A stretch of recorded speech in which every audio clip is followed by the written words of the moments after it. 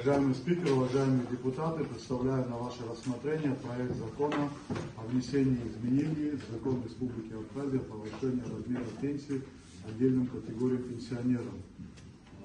В соответствии с поручением президента Республики Абхазия правительству о выработке мер социальной поддержки инвалидам Отечественной войны народа Абхазии и лицам, имеющим заслуги перед Республикой Абхазия, правительством был разработан проект закона, который предусматривает увеличение размера пенсии пенсионерам, имеющим звание Героя Абхазии, до 8500 рублей, пенсионерам, награжденным орденом Леона, до 8000 рублей, пенсионерам, награжденным медалью за отвагу, до 7500 рублей. Также законопроект предусматривает увеличение размера пенсии инвалидам первой, второй и третьей группы Отечественной войны народа Абхазии, соответственно, до 13 тысяч рублей первая группа, 10 500 вторая группа и 9 500 третья группа.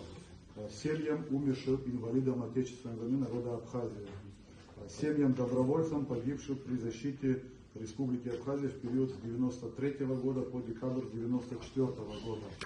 Также данный законопроект предусматривает увеличение размера пенсии резервистам, получивших ранения, контузии или увечья, либо заболевания в период участия в военных сборах, чрезвычайных ситуациях, а также в мобилизационных учениях.